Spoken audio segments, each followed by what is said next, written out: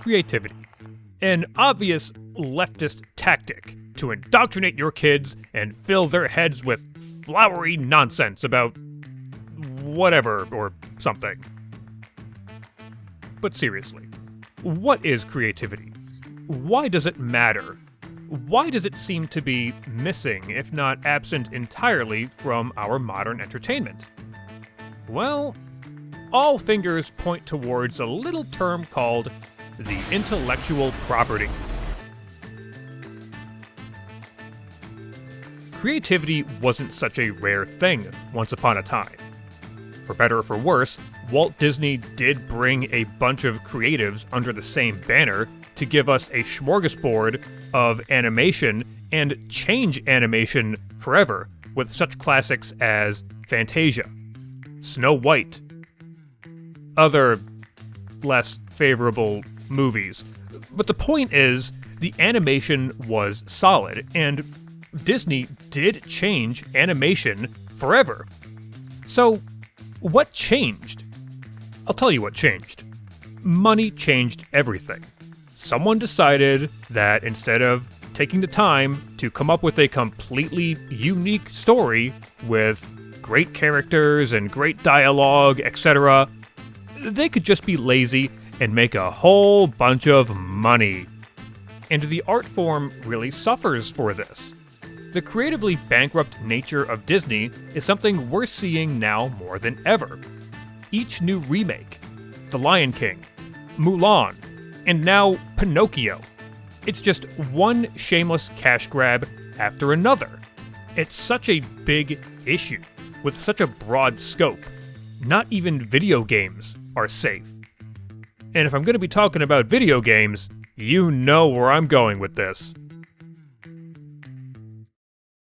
Oh, Rockstar, you ugly duckling of a game developer.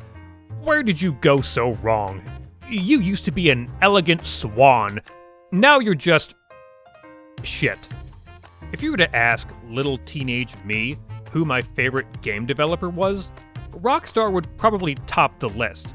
Now, knowing what we know in 2023 and seeing what we've seen unfold in the past few years, that probably doesn't age very well. But to be a video gamer back in the 2000s was such a magnificent thing to behold.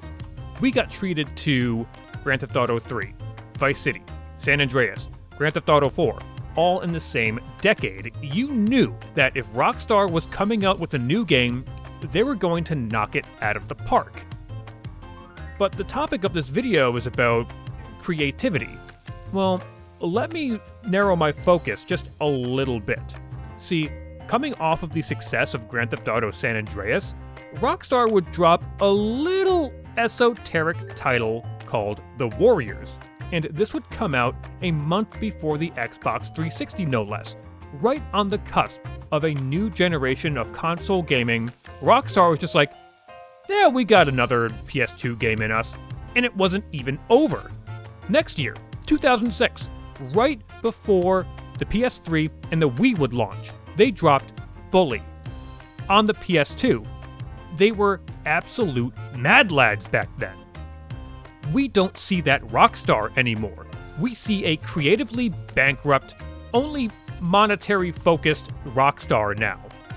They are the epitome of a greedy corporation. They're a corporation that will shamelessly release buggy, defective, and inferior titles that they've already come out with. Titles that already received critical acclaim. Though they weren't perfect in their day, what they are now is just disastrous in comparison. They're a company that will shamelessly release the same game again and again and again. Have they been neglecting other titles? Doesn't matter, they want your money. I would go so far as to say that your experience as a gamer isn't even secondary to them. Your experience as a gamer isn't even on the radar.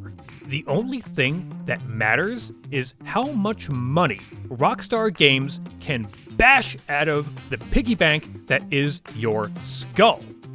Now, if we're talking about Grand Theft Auto and The Warriors or Bully, It seems pretty on brand for Rockstar. But Rockstar isn't living in a video game. Rockstar exists in the real world, where real people are spending their real money on products that are either defective or just absolutely shameless and creatively bankrupt. Personally, I am done giving Rockstar Games another dime. They don't deserve it. In fact, no AAA game developer today deserves it. At all. You know what I've been doing instead? And I've been having the time of my life doing? I downloaded a PS2 emulator. That's right, I downloaded a PS2 emulator.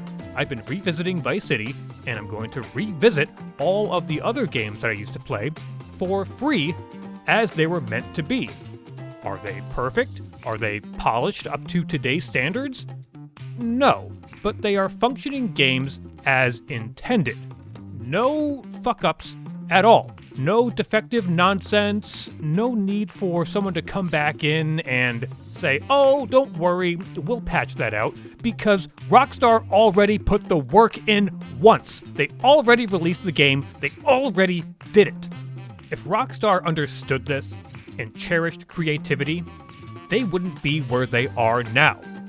But here they are, a big, steaming pile of shit. And that's the end of the video.